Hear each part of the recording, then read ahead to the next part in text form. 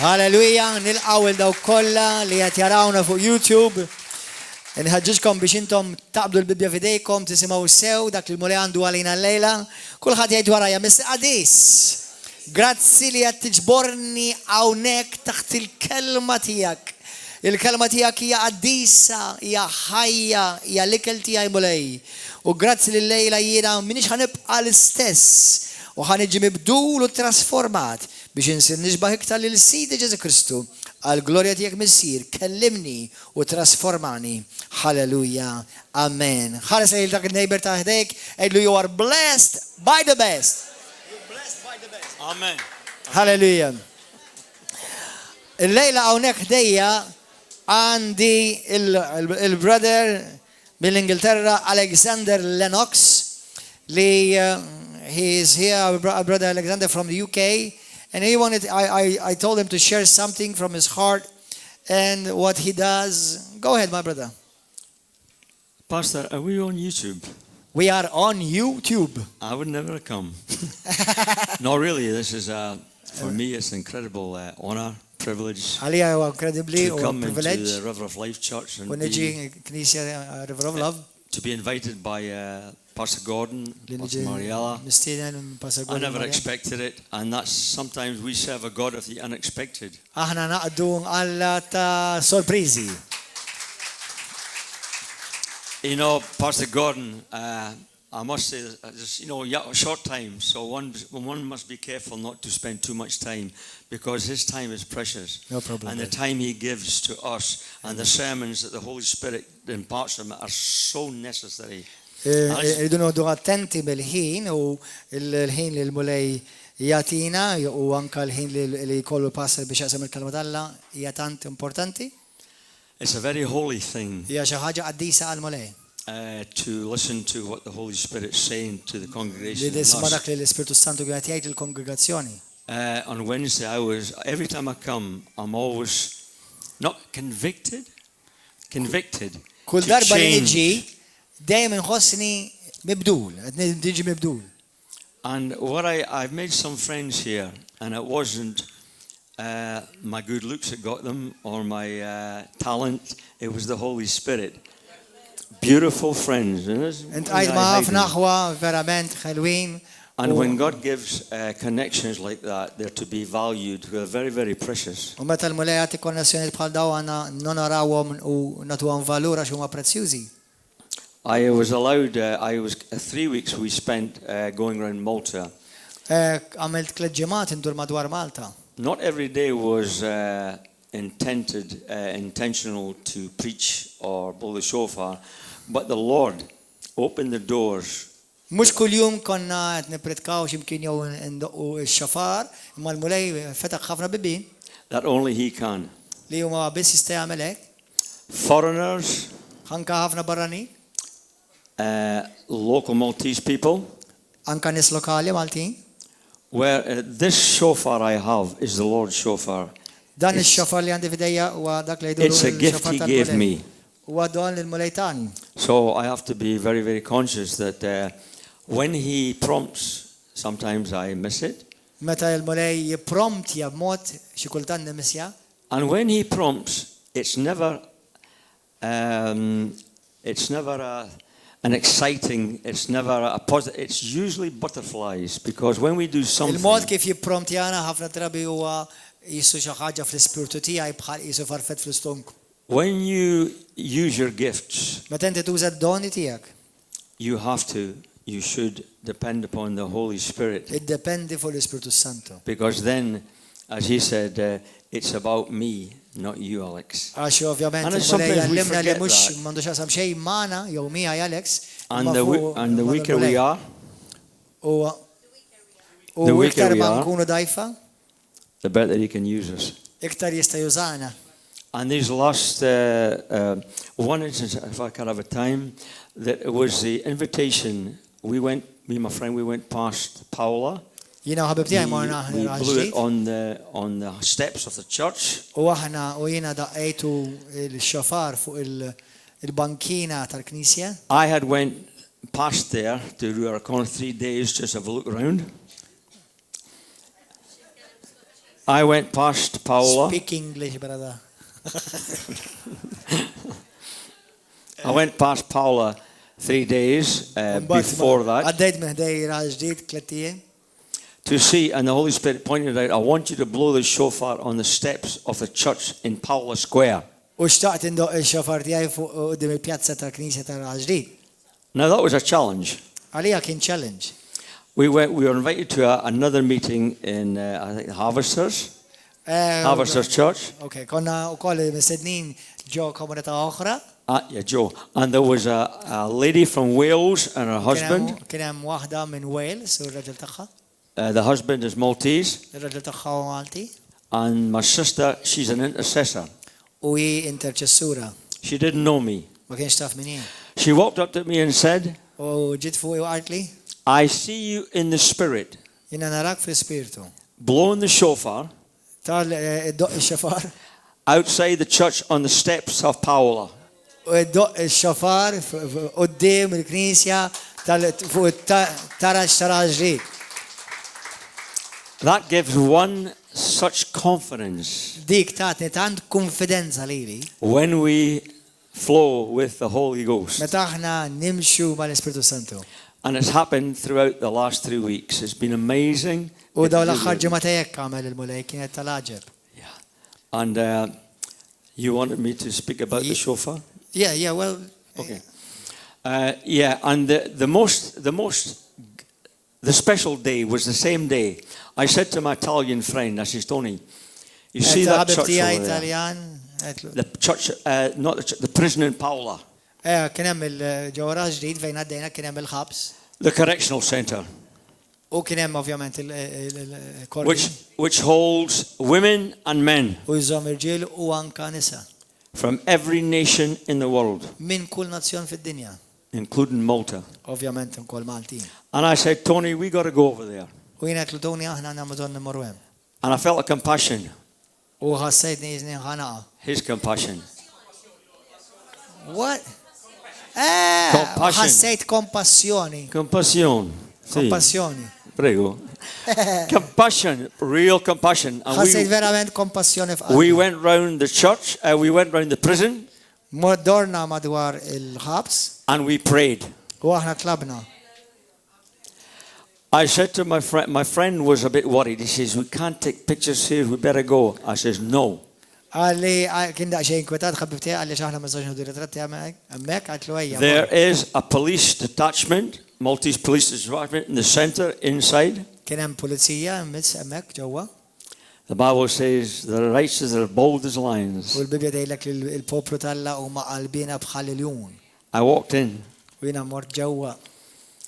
And for the next 3/4 an hour. U għal-komplement tal-ħin ta' 3/4. We were not only able to witness and preach the gospel of Jesus to 6-7 police officers. Xandana l-Vangelu għal madwar 6-7 mill-pulizija. The sergeant and the lieutenant. Sergeant hemmhekk.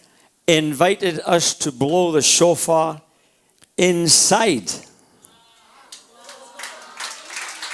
Stedinna biex aħna ndoqqu x-xafar ġewwa fil-ħabs.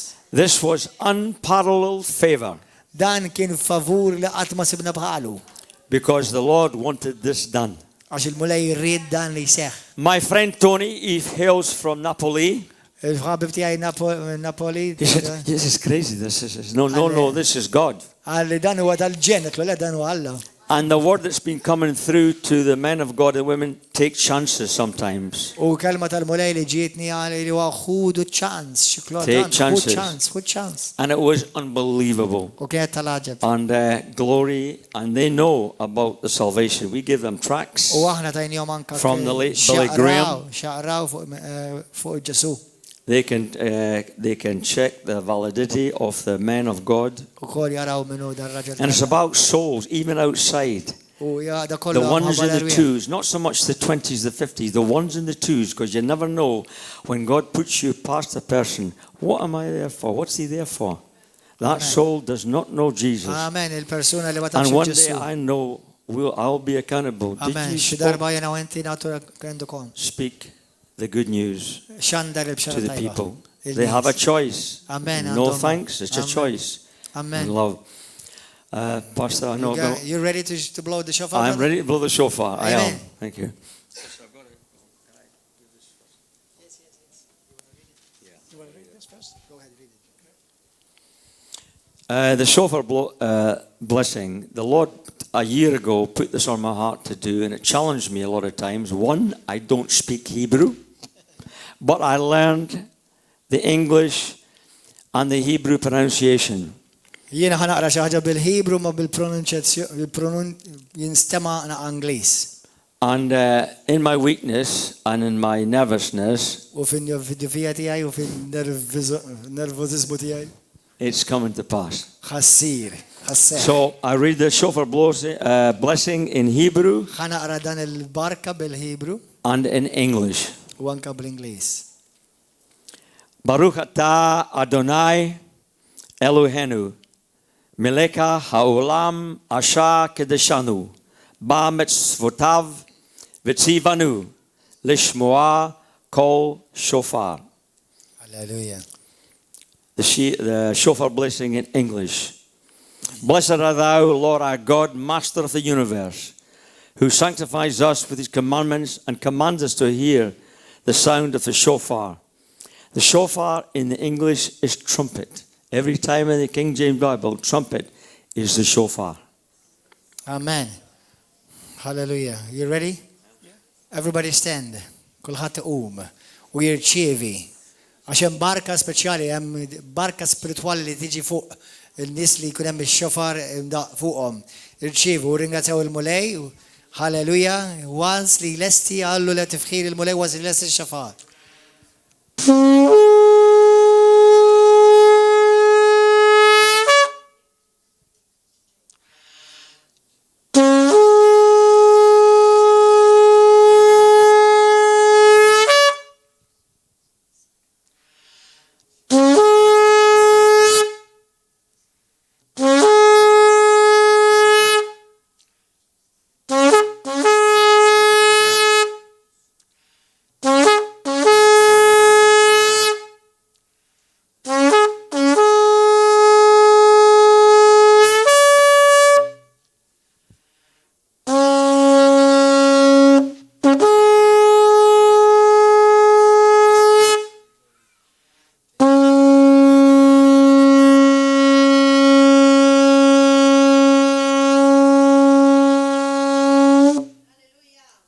Hallelujah! Glory! Thank you, Jesus. Hallelujah! Gloria lilek mole għaddis. It's true. Riħa tfuħ, ħarġet riħa tfuħ. Infatti anke, I could smell it. I smell a nice aroma. Do you smell it? I smell a nice aroma. It's a nice aroma. It's true, I smelled it too. I smelled it too. Anke jina xammejta. Praise God, hallelujah. Gloria al-Bulejn. All right, aħwa. ħabat tajjeb li jett għamel din il-xofar il-lum. Make sure you get your translators on, brother.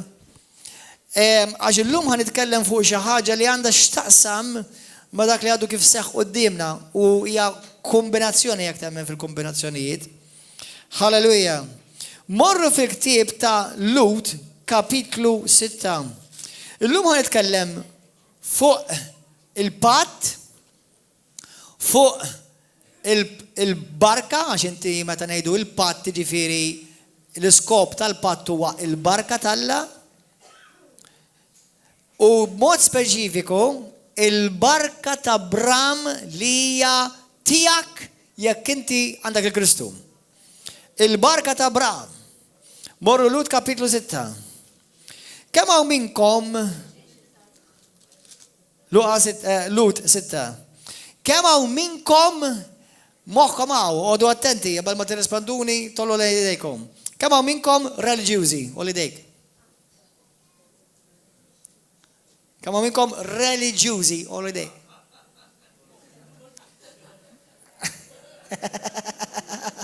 What, you were going to lift up your hand, brother? Kemm hawn minnkom m'intomx reliġjużi. Dawk li mhux qed jolli dejkom jiġifieri li bda minnkom. M'intomx reliġjużi. Kemm hawn minnkom li intom poplu ta' Kristu, olidej. Poplu tal-mulej. Kemm inti jekk inti bniedem talla, jiġifieri li inti talla, olidejk. Taf xi tfisseru meta inti tgħid li jiena bniedem talla jew bniedem Kristu, jiġifieri jiena bniedem li għandi patt malla. Dak ta' jfisser. Mela kulħadd jgħid waraj, meta jiena qed ngħid jiena bniedem talla, qed ngħid jiena għandi patt ma' Alla. Halleluja, gloria al mulej. Għalhekk, grazzi mulej qed titalmu tajjeb li intom m'intomx reliġjużi, intom nies ta' Alla. Intom nies proprjetà li ġejtu mixtrija bid-dem ta' Kristu, bid-dem tal-patt ma' Alla. Amen? Kemm hawn minnkom ġejjin minn background reliġjuż? Kollha kemm aħna, ħansi l-biċċa kbira minna. Forsi xi wieħed jew tnejn li kienu agħti jew agnostiċi ma' pija minna ġejjin minn background reliġjuż. Kemm hawn minnkom tixtiequ tkunu tafu il-benefiċċji kollha li għandu il-patt olidek. Din hija importanti ħafna. Ħanerġa' ngħidha u mhux olidek biss saqajk ukoll.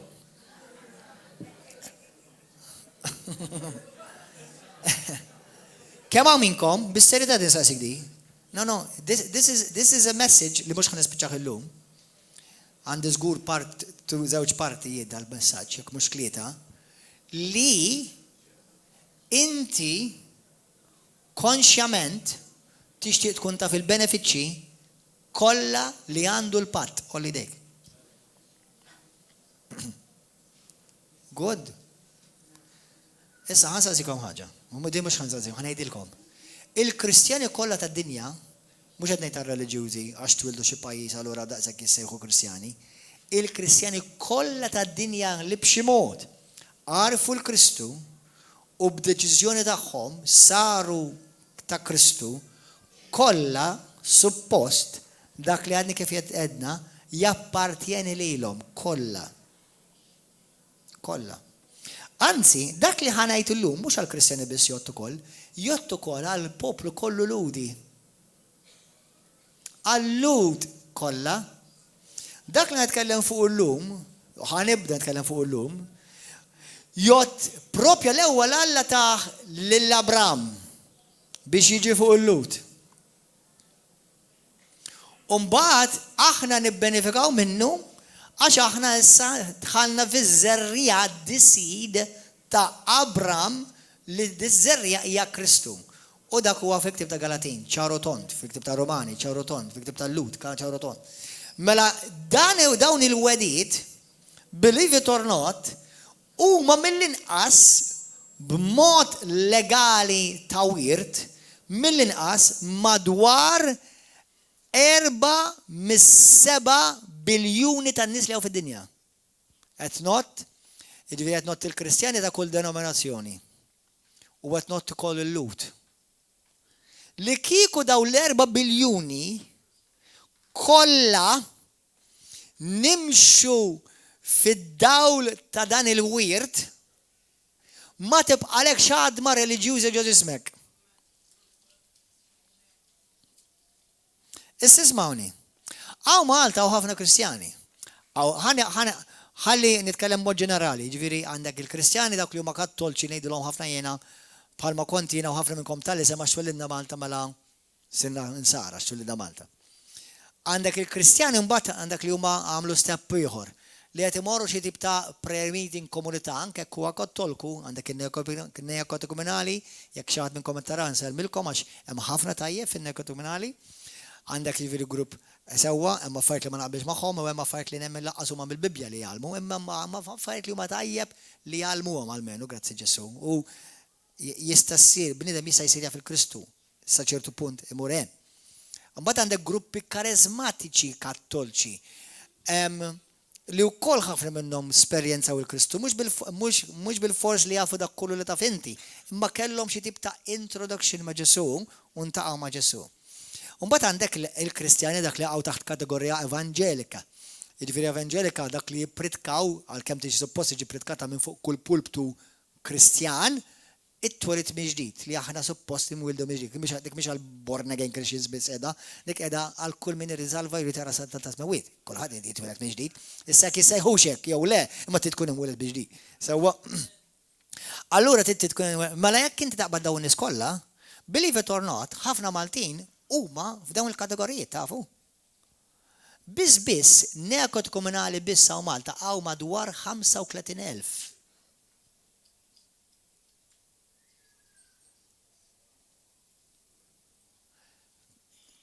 Għandek evanġeliċi, jienet not dawk li nassumi, għax ovvjament il-mulej u biss jafa, qed nassumi, qed not dawk li jmorru xi tip ta' istruzzjoni biblika. Sewwa, għandek il-karizmatiċi, għandek ħafna komunitajiet karizmatiċi. Sewwa li wkoll jitalmu ħafna affarijiet tajbin u għandhom ħafna tajjeb. Hemm affarijiet li ma naqbilx magħhom li għadhom jipprattikaw għax huma taħt kappa kattolika għadhom jipprattikaw ċertu affarijiet li huma sempliċement għax huma kattoliċi ma mhux qegħdin fil-verità sħiħa. Serjetà ngħidlek, u m'għandix imma nidea għax ngħidha pubblikament, il-verità. Imma għalmenu jekk għandhom relazzjoni ma' Kristu, jsalvaw, jekk vera għandhom relazzjoni ma' Kristu, sewwa. Għandek imbagħad evanġeliċi. Fl-evanġelikaliżmu għandek il-Battisti, għandek ukoll il-Pentekostali u ħanamluha stroke karizmatiċi. Jiena u inti naqgħu fil-kategorija ta' l-ewwel qabel kollox Kristjani. U mbagħad it-tieni staffa. It-tieni staffa hija evanġeliċi, però ma nifqgħux hemm. Għandek imbagħad it-tielet staffa Pentekostali, għandek staffa oħra karizmatiċi u għandek staffa oħra kelma tal-fidi. Jiġifieri l-importanti li jina u inti li nixbħu l-Kristu. U għet nejdawk l-istafef kolla, għax ħafna kristjani jifqu ximkien. Jifqu. Iġviri għandek ħafna kristjani li jintaqaw ma' Kristu jafu li d-nubitom maħfura ma' tasek. Ma jina u inti mux għasek bis nafu. Jina u inti nafu ħafna iktar minn hekk. U rridu nkunu nafu iktar. Amen. Halleluja. Mela fil-ktib tal-Lut, kapitlu 6, ħanaraw jina tiftakar bdejt għamil lezzjoni fuq il-patt, jekk għallar dil-ġimgħa titilfux il-messaġġ ħan għamel fuq il-patt. L-erba li ġej ħankompli nitkellem fuq l-unur fil-familja. Però mbagħad isib ħankompli nitkellem fuq dax, it's powerful. U ħanejdikom għatintikom din l-introduzzjoni kollha. Għax ħadd isimgħu ċertu affarijiet li peress li ħafna minna ġejna minn background reliġjuż, ħajjiċċallenġjakom kif taraw l-affarijiet. Tiftakar meta bil-bidu ta' din is-sena qedtilkom il-mulej qed jiċċallenġja din il-Knisja u l-Kristjani kollha biex jaraw affarijiet li fil-Bibja rawhom imma qatt ma rawhom. Rajthom inti ħanwedek li rajthom u ħataqrahom miegħi illum. Imma inti laqqas qatt ma rajthom. U ħanejlek għaliex qatt ma rajthom. Number 1 għax inti ġejt minn ċertu background li ħafna drabi tal-limt l-oppost. U qatt ma ċekkjajt jekk hux vera jew le mal-Bibja. It-tieni ġejna peress li aħna ngħixu f'ċertu kultura u ġejna minn ċertu background, jekk inti isma'ni ħanejlek, jekk jiena ngħidlek isma' il-background li ġej minnu dan il-handbag jużawh verament ħażin allura inti kull darba tara dal-handbag tarbija. Qed tifhem? Qed tifhimni? Mela jiena ġejt minn background li peress li jużaw dan il-handbag mod ħażin, allura kull darba dan il-handbag ma awtomatikament narmih. Meta mbagħad inti xi ħadd minnkom kien l-korroċ, se naftit, ħanara xi ħażin wara kollu. Ta' ma fiħ xi ħażin. Naf li fej ġejt kienu jimleħu jinnof bit-toilet paper u gazzetti tal. Imma daf, tajbin hawnhekk hawn telefon, hawn purse, hawn. Għafet tajbin, ma fiħx, mela mhux daqshekk ħażin. Imma lajna dejjem ġejt ikkundizzjonat ħares li 11 huwa ħażin, qatt ma tajt li l-nifsi ċans iċċekkja. Hemm ħażin jew. Jew forsi użad biss kun ħażin imma hemm xi ħaġa li x-xitan li ma rridx inkun naf. Battu sew din? Qed tifhem sewin? Għaliex taħseb il-mulej jgħidlek fil-ktieb ta' Hosea kapitlu 4 vers 6 il-poplu tiegħi jiġġarraf minn nuqqas tarfin. Jiena u inti irċevejna wirt kbir. Il-Bibja tajt. Efesin kapitlu 1 minn vers 15 sa 18. Aħna irċevejna wirt kbir. Kbir. Lut kapitlu 2 vers 1 u 2. Jgħidlek li aħna irċevejna salvazzjoni kbira. Għal ħafna Kristjani is-salvazzjoni tagħhom hija hekk biss sara. Ġesu metalija, nubieta maħfura u xi darba ħmur il-ġenna. Thank God. Però mhux hemm biss ta'. Hemm ħafna iktar. Hemm ħafna iktar. All right, ħankunu fair. Dik hija l-iktar importanti. Ruħek hija l-iktar. Hemm ħafna iktar. Dik mhix il-ħajja abbondanza. Ġesu x'ġie jagħmel? Ġej biex jagħtina l-ħajja u l-ħajja bl-abbondanza. Ħafna il-Kristjani rċevew il-ħajja, imma mhux il-ħajja abbondanti da. Ħafna mhumiex qed jgħixu fil-ħajja abbondanti. U l-ħajja abbondanti tinkludi ħafna affarijiet li ħafna mill-Kristjani minħabba l-background li ġejna minnu nibżaw inmissu. Are you getting something there? Għad jidħol l-istazzjon ximkien? All right. Mela, Lut kapitlu 6, mela. Halleluja. Grazzi Ġesu. Ħanibdew naqraw minn vers 15. Meta Alla għamel il-weda lil Abraham billi ma kienx hemm aqwa minnu biex jaħlef bih, ħalef bih innifsu u qal inwija tassew li nimlik b'kull barka u nkattallek nislek bil-bosta. Inwedek li inwija tassew li nimlik b'kull barka, u kull ħadd jgħid b'kull barka. Kemm minnkom għandkom kull barka? Mill-lat legali inti kull barka li Alla għandu għalik hija tiegħek. Mill-lat esperjenzali ħafna minnkom għandkom ħafna barkiet li minnhomx jibbenefikaw minnkom.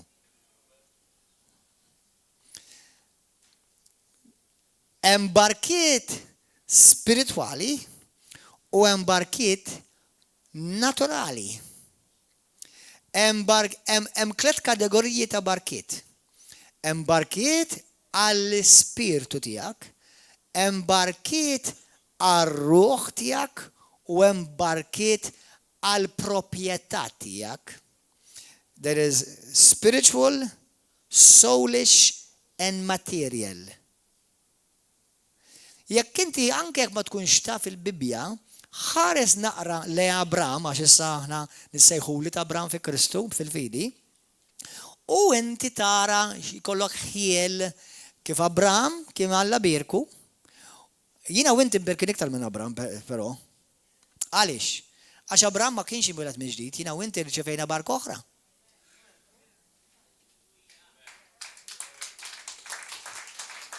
Abraham qatt ma kien inwieled mismewwiet, jiena u inti mwildin mismewwiet. Imma Abraham kellu ħafna barkiet li ħafna mill-Kristjani mhumiex jibbenefikaw minnhom. Amen? Ħankomplu. Grazzi mulej. Mela, inwedek tassew li nimlik b'kull barka u nkattallek nislek bil-bosta. Ekk Abraham kiseb il-weda wara l-istenna bis-sabar il-bnedmin jaħilfu b'min huwa aqwa minnhom.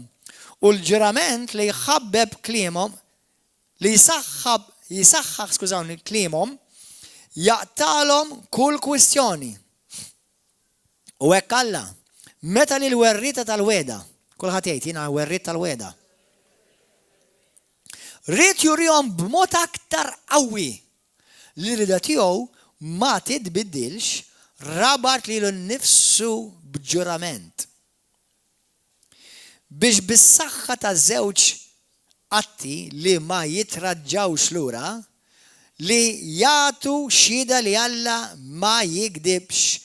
Aħna li sibna l-ken ikollna qalbna qawwija sewwa li niksbu it-tama li hemm lesta għalina, din it-tama hija għalina bħal ankra tar-ruħ. Sħiħa u qawwija bħal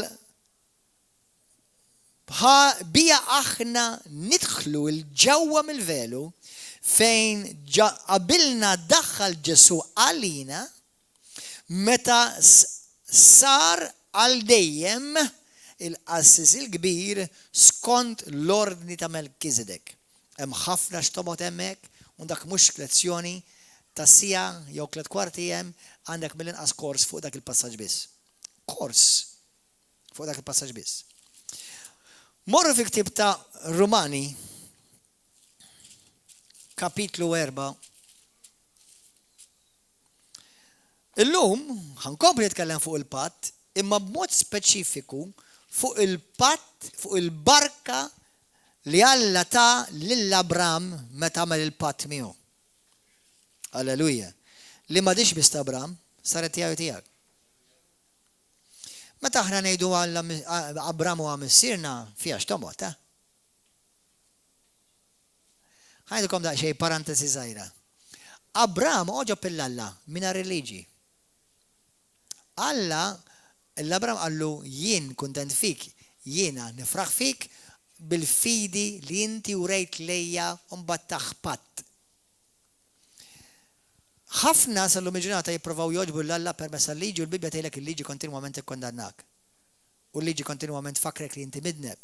Issa, il-liġi hemm bżonn juża f'Mark kapitlu 10 Ġesu jużaha meta l-bniedem għadu ma jafx li għandu bżonn Salvatur. Sewwa, u għalhekk kienu inti l-mulej jgħidlek ma jridniex li aħna ngħixu taħt id-dnub, għax jekk kienu inti ngħixu fid-dnub, il-liġi tikkondannak. Jekk kienu inti ngħixu fid-dnub, il-liġi taħkmek. Jekk kienu inti ngħixu fl-ispirtu, il-grazzja taħkimni. Halleluja. Issa jiena u inti maħniex ngħixu fil-liġi, aħna ngħixu fil-grazzja. Mela jekk ngħixu fl-ispirtu, il-Bibja tgħidlek nirċievi il-wirt kollu ta' Abram, però mhux biss ta' Kristu wkoll. Di interessanti. Għax il-barkit ta' Abram, għana milkom mistoqsija di, think. Il-barkit ta' Abram kienu spirituali jew naturali? Naturali. Ġifieri materjali jew spirituali? Il-barkit ta' Abram kollha kienu materjali.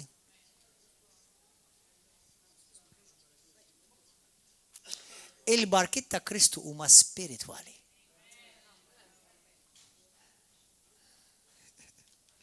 ħafna jgħidu, u hekk sewa jgħidu għax il-Bibja, Efesin kapitlu 1 vers 3 nafablament, memorizzawa. Ikun imbirek Alla missierna ta' Sidna Ġesu Kristu li berikna b'kull barka spirituali.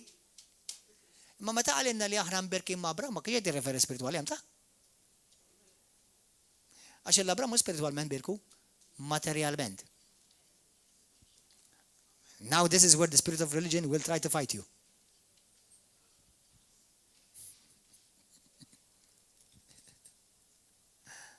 Are you getting this? Are you getting this?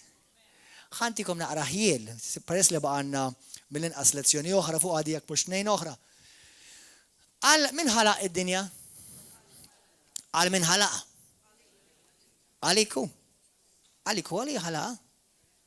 Mela dak kollu li għaw fid-dinja min punto di vista legali jappartieni lill-Alla jew jappartieni lid-demonju. Mela everything by right of creation belongs to God. And we are his children, the children of God. ħanamililkom xej issa. Meta x-xitan qarraq b'Adam u Eva, dak li kien tagħhom bid-dritt ta' wirt li Alla tob għalhom dak kollu jaw fid-dinja, kollu tiegħek. Ma jkunx lex minn dak kollu li jaw fid-dinja li ħaġa Alla ma tmissux marra ħadu.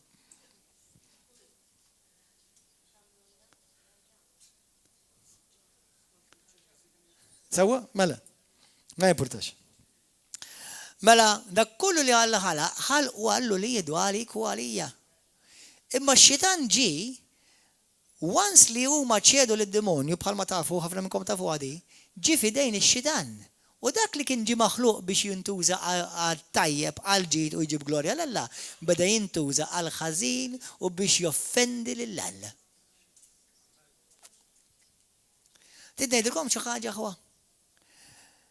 Anka jekk hija sikkina hija tajba jekk tuża tajjeb. Kemm hawn minnkom għandkom skiken? Nispera minnhom qed taħsbu biex ma taqtlu l-ħadbi, sewwa. Ma tużaħħa kuljum, sewwa biex tikol. Forketta. Lembuba.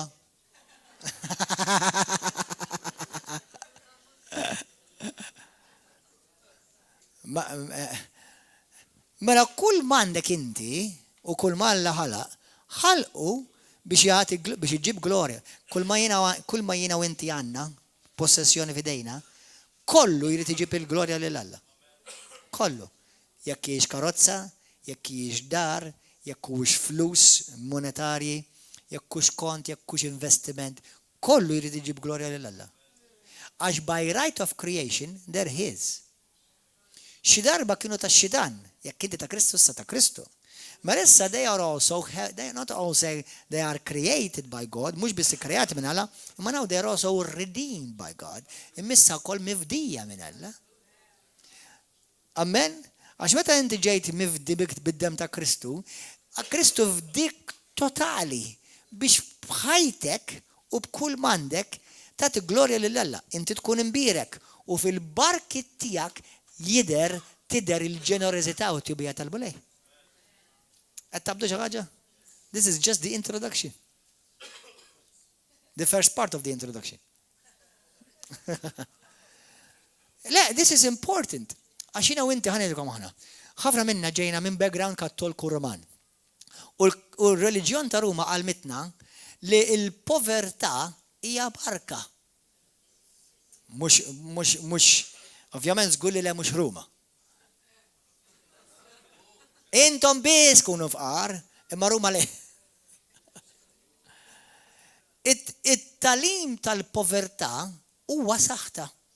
U kull jekk inti kattolku qed tara dan il-programm bħalissa, ma nixtiex iweġġek para mura mir-riċerki tiegħek. Il-Vatikan huwa sinjur immens. Mhux miljonarju, multi-biljonarju. Min fejn ġabuhom dak il-flus? Min nies li għalmuhom tkun fqir biex taġob l-Alla. Bil-bank tiegħu, bl-armata tiegħu, bil-pajjiż tiegħu. Għalmu lil kulħadd li tkun fqir u ma jrid ikollok xejn. U jekk tneħħi kollox u tmur bil-patata barra timxi fi triq tkun qed toġob l-Alla. Strajt kollox m'għandi xejn. Sewwa. Imma jekk tridnu bidek jaħfrulek, ħallilna kollox u mbagħad noqogħdu nitolbu biex intellawk minn ġol purgatorju li ma jeżistix. U jekk jogħġbok plis ħallasna minn quddiem qabel ma tmut. Din hija verità aħwa. Din hija verità. Allura ġara, peress li ħafna minna ġejna malma l-faqar u barka, għax ħafna qabdu vers wieħed barra mill-kuntest u għamlu violation ta' ruxmata skritturi u prinċipji anka tal-patt innifsu, sewa, għax qalu għax imbirkin li huma foqra. Sa nafsi kompli għal skrittura. Foqra fil-spiritu, mhux foqra fil-pot.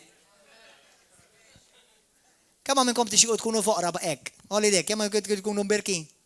Jekk inti temmen li tkun imbirek billi tkun fqir fil-proprjetà, fil-finanzi, jekk inti temmen li dik hija barka, il-lejla titħalli ġidek kollu għaw ħalli nabaduk imbirek.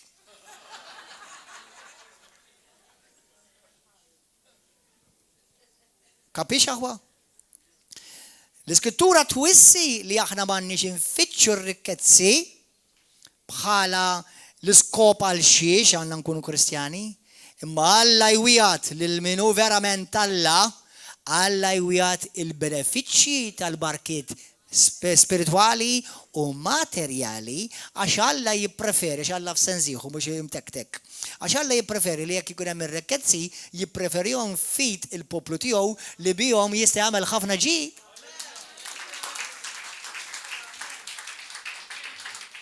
Halleluja! Grazzi Ġesu. Morru, ħalli, peress li ovvjament mhux għadni għad nagħmel l-introduction issa. Ħammorru fi ktib ta' Ġenesi mal-ajr. Ġenesi. Mela, il-barkit ta' Abram u l-barkit li aħna rritna fi Kristu jindirizzaw, juhdu ħsieb, they take care of, they cover. Come on, minnkom għandkom xi insurance. U inti l-insurance, per esempio, għatamel traveling insurance, it tells you what it covers. X'tikkaverja. L-insurance li Kristu għandu għalina tikkaverja l-erja spirituali, l-erja mentali u emozjonali u l-erja materjali. Dawk huma il-coverage tal-insurance li aħna għandna fi Kristu. Amen? Halleluja. Il-ktib ta' Ġenesi kapitlu 12 isimgħu sewwa żaħwa. Vers 1. Il-mulej qal l-Abram, u itlaq minn artek, minn art walidek u minn dar missierek. Lejn l-art li jien nurik u jiena natil namlek ġenz kbir. Inbirkek u nkabbarlek ismek. Taf xi tisser nkabbarlek ismek jiġifieri lilek jiena ħanamlek popolari. Ismek ħajkun magħruf. U int tkun barka, kulħadd jgħid, jimbarka. Issa inti tista' tkun barka ta' ħadd ieħor, għal ħadd ieħor jekk inti m'intix imbierek. Kemm hawn xi ħadd jaħseb li tista' tkun barka għal ħadd ieħor meta int stess m'intix imbierek. Riċenti kien hemm interview fuq television, fuq stazzjon barrani, u marru fuq pastor partikolari. U ġiet tagħmlu intervista u għarklu saqsewh fuq kemm huwa kbir dal-Ministeru u kif għandhom ħafna dħul. Allu inti, għallu xi ħaġa verament interessanti. Allu inti taħseb, inti mhux x'niddaħħal meta saqsini, x'nagħtu. Allu kieku aħna ma nagħtu, kieku aħna m'għandniex dak li għandna, kif nistgħu nagħtu dak li nagħtu? Dik hija l-ipokrizija tad-dinja. Kif inti tista' tagħti sewwa karozza jekk m'għandek karozza? Kif inti tista' tgħin missjoni jew in-nies missjonari u inti m'għandekx biex tieħu tikolejxa tal-lejla? Għax Alla fil-pjan tiegħu ried li l-poplu tiegħu jkun imbierek. F'tiktib ta' ġagbu tgħid hekk, u dawk li tgħid il-ħuk kun imbierek u talih bil-ġuħ. Ma biex timgħu tagħmel daħħal dak il-bot u tmur tixiluk l-għamil inqas. Mela tista' tgħidlu imbierek kemm trid. Imma sakemm ikun tgħidlu biss imbierek spiritualment, battu dar bil-ġuħ. Qed tifhmuha? U ħanilkom xi ħaġa. Fil-Bibja fejn hemm il-barka dejjem tiġi manifestata spirituali, emozjonali u materjali. Dejjem. Persuna li għadu mhuwiex imbierek materjali, number one, dak kollu huwa mixja, Intom mill-lat legali, intom kollha mbirkim daw l-affarijiet kollha. From a legal point of view, you're already blessed spiritually, emotionally and materially. Legally speaking. Ma xettilkom ġimgħa l-oħra u l-ġimgħa ta' qabel. Everything that belongs to you in the spirit must be activated by faith through you. Dak kollu li għati ġatijak li għandu ismu fuqek, inti tittattifaħ bil-fidi fil-ħajja tiegħek. Alla, mbilla għallek inti mbirek u inti dardu li ma mbirek xiex, ma imbirek, jena ma nħossix imbirek. Kemm hemm xi nitkellmu? X'qal Alla hija l-verità assoluta. Issa inti taqbel magħha? Temmina? Irċivejta li kien nifsi? Ħanamluha fuq il-fejqan. Ħanti ħanamluha fuq is-salvazzjoni. Ħanti ħanamluha fuq il-waħfra. Int maħfur, numbetek maħfura. Lex maħfur. Jekk inti ma tkunx maħfur, it-torta min ikun. Mhux int. Kollu tgħid li inti biex maħfur u Alla ma ħafellekx, Alla mhux ħafilli. Għax il ma jaħfillix, li għad ma jħafilli. U Alla mhux qallek, Alla laqas qallek ħa naħfillek, Alla qallek int maħfur. Xi ħaġa interessanti ħantikom daqsxejn nuggets. Sewwa previews tal-movies here. Xi ħaġa interessanti, il-patt Alla meta jiddikjara l-patt tiegħu fit-Testament il-Ġdid ma jgħidlekx inti x'se tkun, dejjem jgħidlek dak li hu tiġa jarak kif int. Fit-Testament il-Ġdid ma jgħidlekx qal lil-Abraham ħajkun, imma jgħidlek qal lil-Abraham int diġà missier. Għalhekk fit-Testament il-qadim jgħidlek li permezz tal-ġrieħi tiegħek intom tkunu mfejqa fit-Testament l-Antika jgħid, f'Iżajja kapitlu 53. Fl-ewwel Pietru kapitlu 2 jgħidlek inti kont infejjaq. This is powerful. Listen. Ħanamilkom l-istorja tal-umanità. Il-kreazzjoni fil-bidu u t-tmiem tal-istorja tal-umanità. U fin-nofs hemm is-salib. Daw kollha li ġew qabel is-salib dejjem ħarsu l-qudiem. Dejjem il-barka ġejja, il-wirt ġej. Irridu morru naqtfu dak li l-mulej għandu għalina. Ġi Ġesu, dak kollu li kienet jiġi akkumulat ma' żmien, f'daqqa waħda ġiet xita fuqhom. Jiena u inti llum qegħdin qrib tas-separju ħajalaq.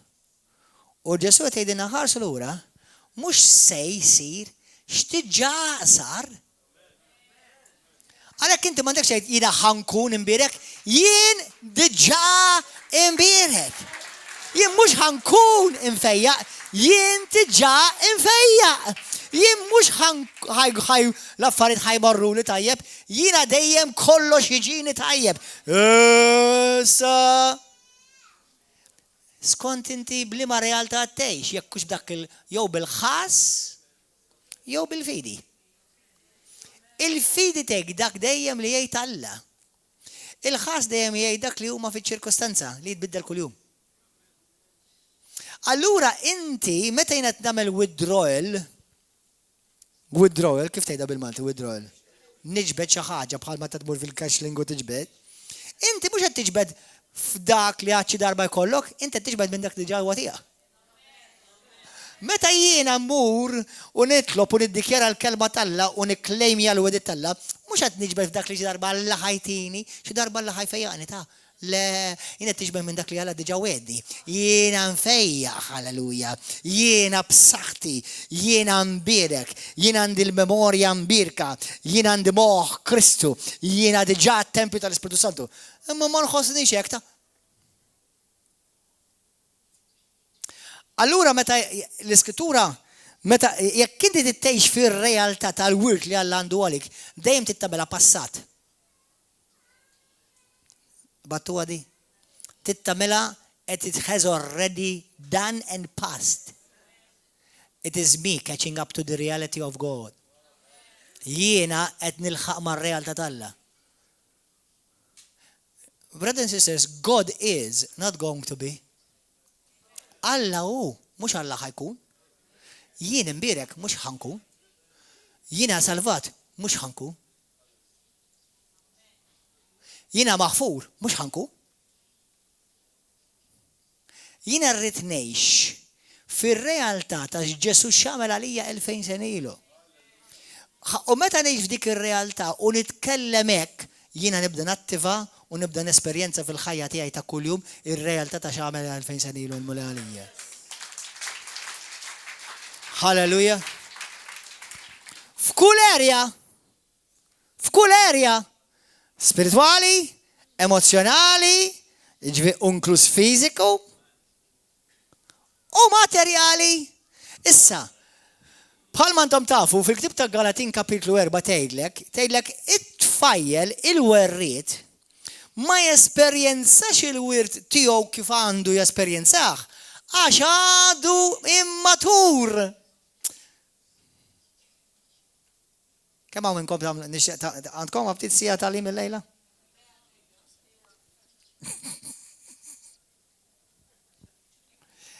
Ħana qraħħilkom di, morru Galatin kapitlu 4. Let me flow. Suppost kont narkom Genesis, ju. Mbagħad neġgħu morru lura tibżax.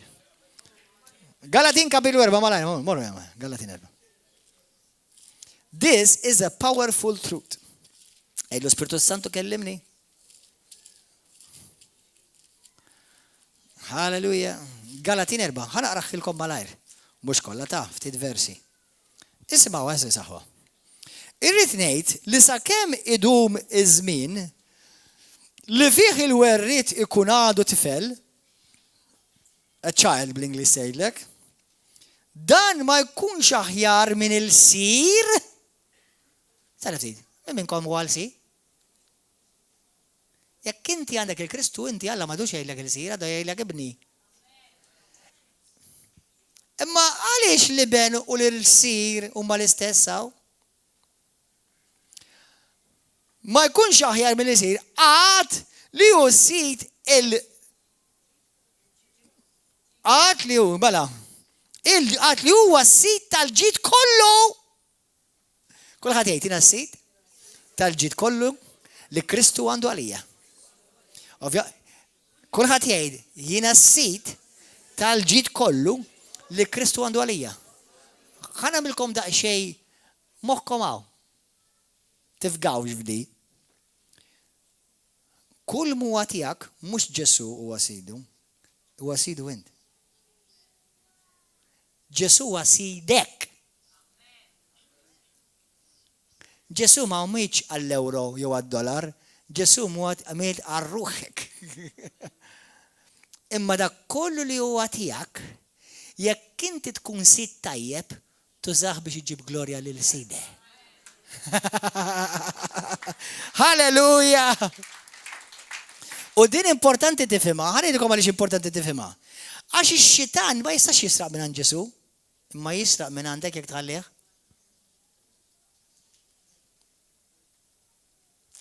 Ix-xitan ma jistax imur għand Ġesu jisrqu. Imma jista' jiġi għand uliedu li għadhom jeġixxu bħal il-sira mhux ta' werrieta u jisraqhom. U l-unika waħda mill-modi kif jisirqek ix-xitan huwa b'nuqqas tarfin.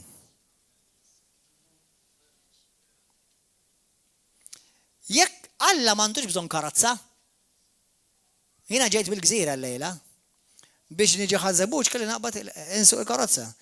Ġesu ma qaġ bir-rasu kif ħana salem naqbad tal-linja tgħid jew naqbad nimxija. Ġesu kien hawn. Il-karozza jien għandi bżonna mhux Ġesu. Id-dar fejn noqgħod, jien għandi bżonna mhux Ġesu. Ġesu ma jħallas kontijiet. Kemm għandkom Ġesu ħallas dak il-konti lek. Il-konti tad-dawlet nirreferi, ta' mhux il-kont tad-nub, in-nub tiġi ħallsu. Amen. Imma lilek għamlek sit ta' da kollu. Tuħu ħsiebu. Halleluja, ħalli bih il-barka tal-Alla tidher fuq ħajtek, imma Ġesu huwa sit tiegħek. Ġesu huwa sit tiegħi. Amen. U din importanti biex inti meta x-xitan jiġi jisirqek, ma taqgħodx tgħid Jesus, help me. Inti s-sit tagħhom dak inti hu awtorità fuq.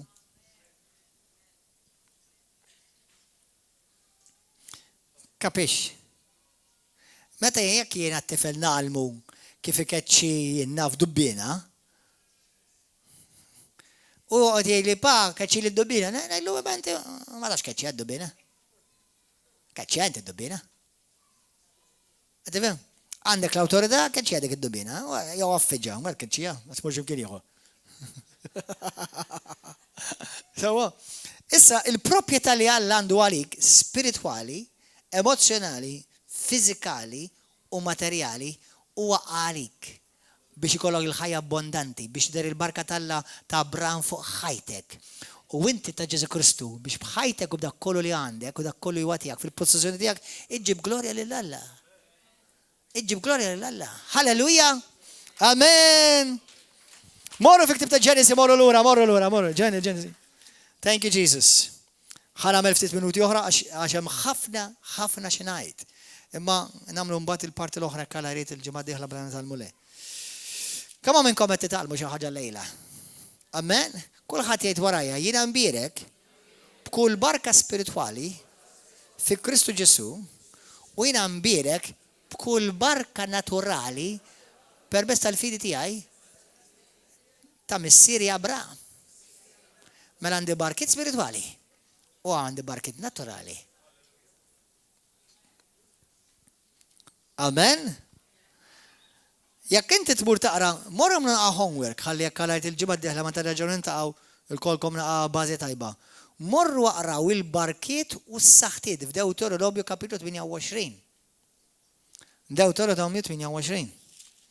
Mela, issa ħammorru ktib ta' Ġenesi. Kulħadd jgħid jiena nbierek ma' Abraham fi Kristu Ġesu u l-barkiet ta' Abraham huma tiegħi fi Kristu Ġesu. Vers 2. Jiena nbierkek lil min ibierkek. Ġenesi kapitlu 12 vers 1. U issa vers 3 naqra. Jiena nbierkek lil min ibierkek. U nisħet lil min jisħtek.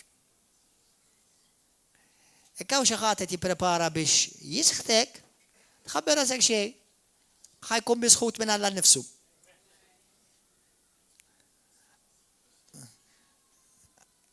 Tiftakar meta Sawlu ġie President gweda Kristjani u ħada personali Ġesu. Muslu għatu minnu l-ujdu l-mulej u għalik u jisħtek hu. Mela Alla jisħet. You need to read your Bible. Anka fit-Testament ġdid, anka fil-grazzja. Xi tfisser tisħet? Jaqtak. Ma il-preżenza talla titlaq minn fuq ħajtek.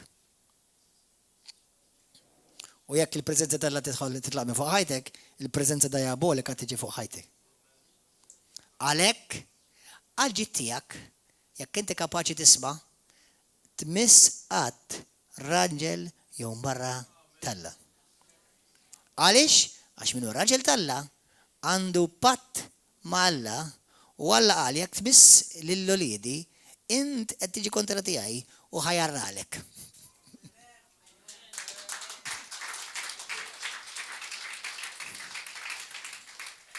Alleluja.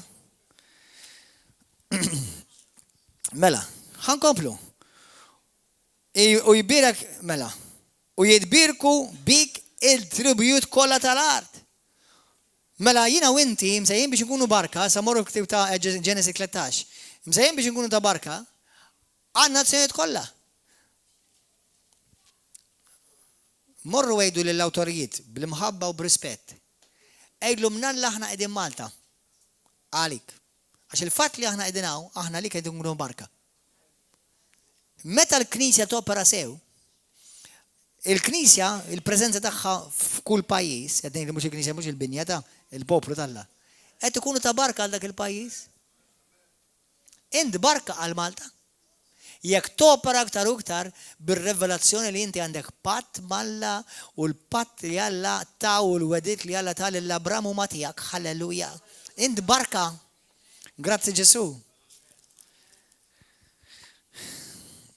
Kapitlu 13 vers 1, ħanaraw naqa il-barket ta' Abraham. U Abraham tala mill-Eġittu u martu b'kull ma kellu u Lot miegħu lejn in-Negeb. U Abraham stana ħafna bil-barkit spirituali.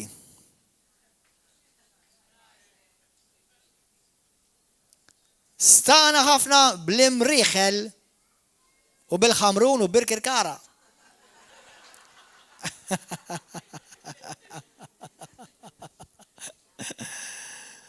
U stana ħafna bil-fidda u stana ħafna bid-deb.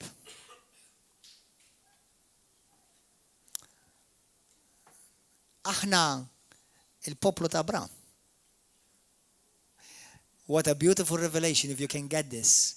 We are not called people of Moses. We are called people of Abraham. You know what a big revelation there is in that? I would have to make another course tonight.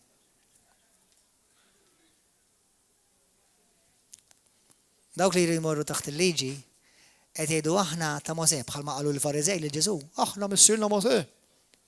U Ġesu qalilhom qabel Abraham, jienu. Jiena ma' Abraham mal jienu. Halleluja. Halleluja. Għax Abraham ħoġo pil-Alla walla millu patt.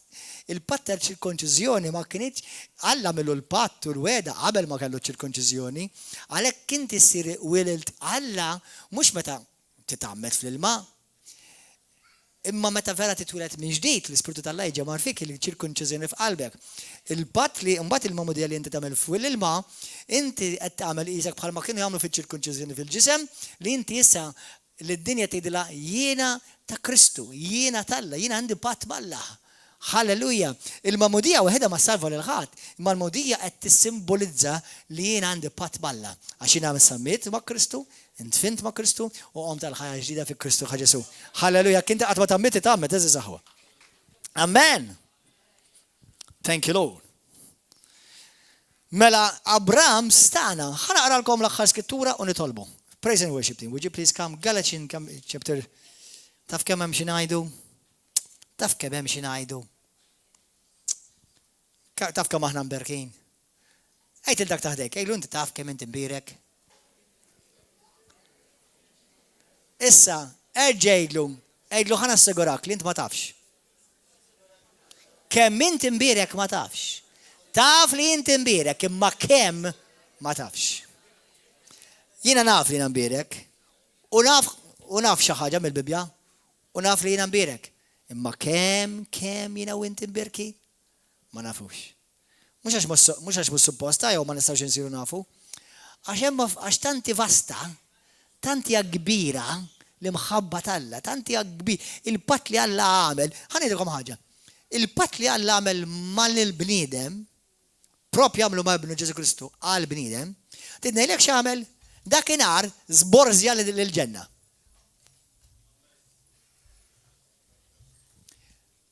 Dakinhar Alla żborzja lill-ġenna. Għax ir-rikkezzi tal-glorja tal-Alla fis-seba ġabhom kollha fuq ibnu biex jagħtihom lilek. Halleluja. Kemm hu kbir il-mulej. Meta tgħid inti Kristjan, dak li qed tgħid. Meta jgħid jiena mara tal-Alla jew jiena raġel tal-Alla, dak li qed tgħid. Amen. Jiena u inti msejħin biex inkunu ta' barka. Tibżax kun ta' barka. Għax meta tbirek, Alla jfawwarek ta'. Birek, Alla jfawwarek ta'. Birek, fawwarek ta'. Għax il-barka ma tistax tiqafu, Il-barka għad ma tiġdejlek, spiċċat il-barka. Għad ma tispiċċat. Għad. Anzi, tidnadikom sigret? Jekk għandek ir-revelazzjoni biex taqbada di jaqbada. Jekk inti batut finanzjarment, birek, is the way how you access the blessing of finances in your life. Għax faċli tagħti mill-abbondanza, però meta inti tagħti mill-iskarzezza taf x'inti tagħmel, qed tgħidu you are attracting the attention of heaven. Wow, dar raġel mhux qed tiġix qed jagħti għax għandu ħafna, dar raġel qed jagħti għax għandu patt. Qed tifhmu aħwa? Għalhekk Alla jonora l-fidi, għax il-fidi tattiva il-patt. Jiena u inti għandna l-fidi għax hemm il-patt, kellibkom fuq għadi diġà. Imma l-patt jiġi attivat għax jiena naġixxi fuqu. Hemm ħafna xiridu nitkellmu fuq għadi. Għax jiena u inti Alla għandu art imweda lina, mhux il-binja biss ta' River of Love Christian Fellowship, binja ta' tnejn biss, għandu artijiet għalik, taf li Alla wedek artijiet? Taf li Kristu Ġesu wedek artijiet? U miex is-sema. Taf li Alla wedek djar u miex id-dar tal-li hemm fis-sema. Taf li Alla wedek daw. Taf li Alla wedoblok daw. Magħhom kollha l-persekuzzjoni wkoll. U l-ħajta dejjem. Imma parti il-pakket jinkludi dak kollu. Amen? Hallelujah. Ħanaqraw di u nitolbu. Galatin 3. Thank you, Jesus. Għal dawk jixtiequ jaraw morru għaraw Ġwanni Mark kapitlu 10 dak li għaddi kif tkellim fuq issa stess. Galatin 3. Grazzi mulej. You see, when you and I bless, we're acting out of the character of God. Meta jiena u inti mbirku, mhux li aħna nidbirku, għax aħna diġà mbirkin. Alla ma jilekx jidaħħan birkek, Alla jilek inti ġambirek. Ma meta jiena mbirek, I bless, qed naġixxi mill-karattru tal-Alla l-Missier li xtaq dejjem ibirek. Alla jixtieq dejjem ibirek, Alla jixtieq ibirkek. U Alla jridek jużalilek biex inti tkun ta' barka. Halleluja. Ħalli min jafek jgħid kemm hu ta' barka dak ir-raġel, kemm ta' barka dik il-mara, kemm hu ta' barka dak il-poplu. Amen? Illa l-Izrael ekku ta'. Naf li hawn min huwa kontra Izrael fid-dinja, jalla qatt ma tkun Kristjan kontra Izrael, imma Alla għalhekk l-Izrael se jaħlu biex ikun barka għan-nazzjonijiet kollha.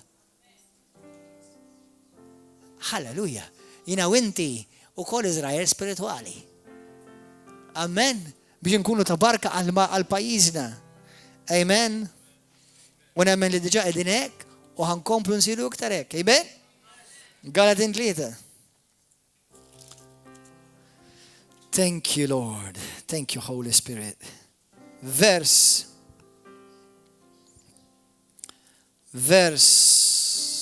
5. Kunu għafu bela, lil dawk li jgħixu fil-fidi, dawk huma wlied Abraham, u l-iskrittura li razza minn qabel li Alla kellu jiġġustifika l-ġentili permezz tal-fidi, ħabbret minn qabel lil Abraham fik jitbirku l-ġnies kollha. Għalhekk dawk li jgħixu bil-fidi jitbirku ma' Abraham li kien jemmen. Smajta di jaħwa? Jina u inti mbirkin fil-barkiet ta' Abraham bil-fidi fi Kristu. Għanna ħafna xi studjaw fuq għadi. Morru studjaw fuq għadi.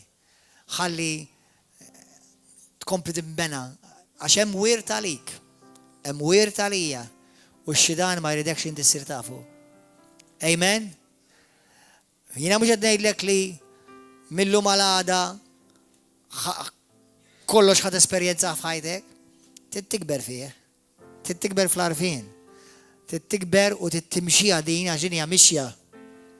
Fil-iskrittura dejlek, mhux biss temmen imma timxi fil-passi ta' Abraham, timxi u tagħmel xejn li tispiċċa tiżvija minn dak li l-bole għandu għalik.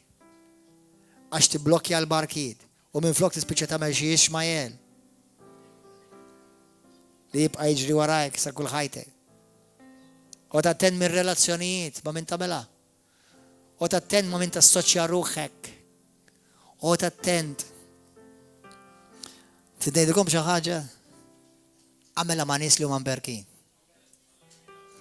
Issa, hemm nies li ma jafux dak li taf int. Għandhom bżonn il-barka li hemm fuq ħajtek huwa.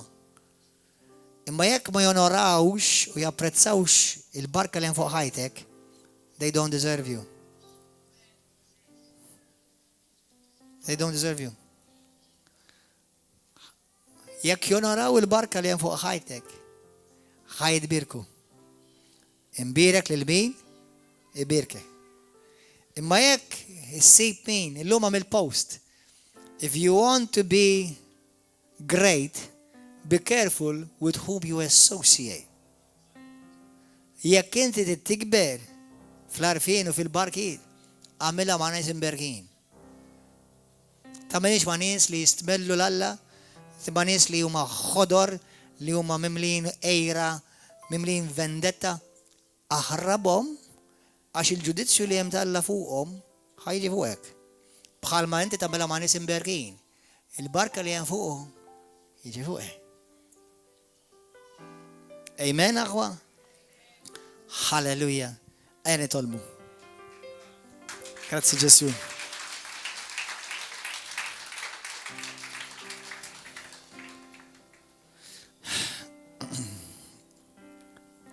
Mr. Addis. Kemm minnkom tgħidu li pastor kelli bżonn nismaħħa din il-kelma llejla.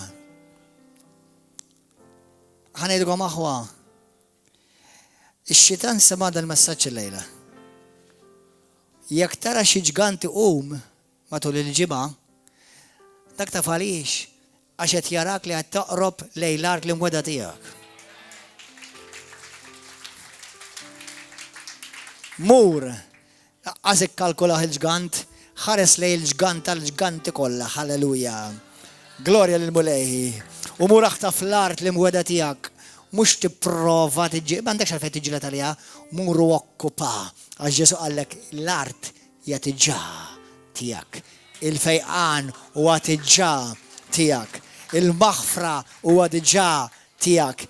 Il-paċi hija tiġà tiegħek. L-għena hija tiġà tiegħek. Il-prosperità hija tiġà tiegħek. Mur u possedija. Mur u aħtafa. M'għandekx bżonn għalfejn tiġilet għalija. M'għandek għalfejn tipprova tfija bil-ħadd xejn. Kristu tiġà poġġa ismek fuqha. Halleluja. Amen. Grazzi Mulej Addis. Ejn tolbu aħwa. Ejn tolbu. Waħda mill-affarijiet li diġà għedtilkom li tista' tiblokkja l-barkiet talla fuqek hija l-injoranza. Però wkoll jista' jkun hemm nuqqas ta' fidi. Jista' jkun hemm diżobbedjenza.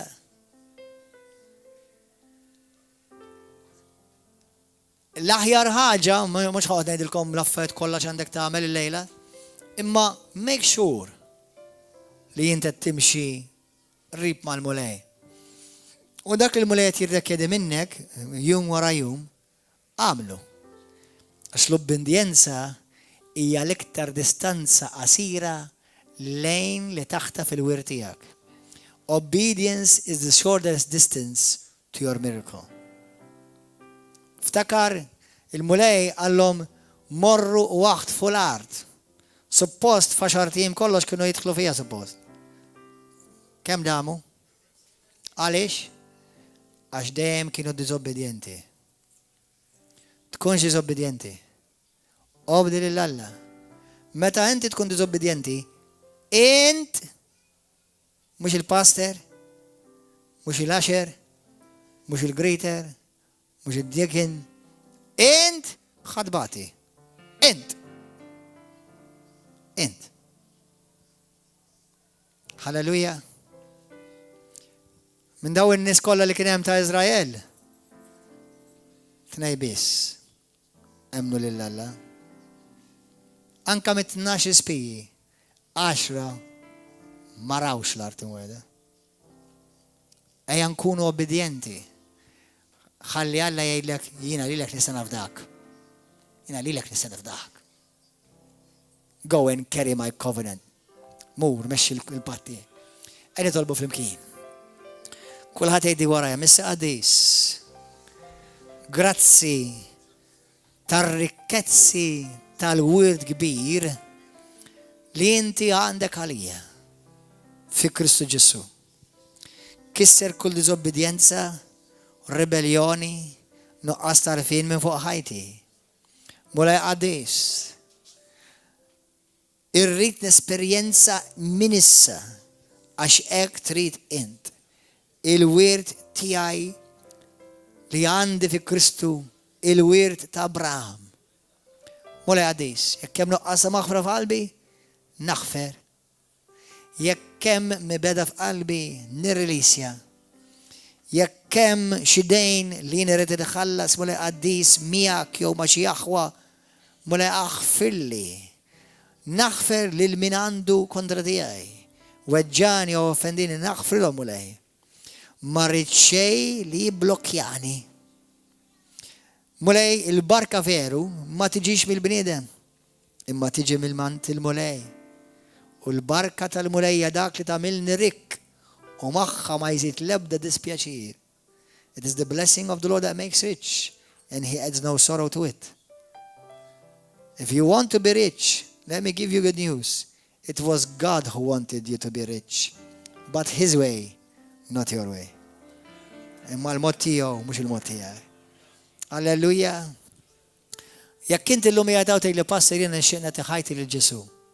Għax qatt ma tajt ħajti lil Kristu. Nixtieq nibda relazzjoni ħajja mal-mulej.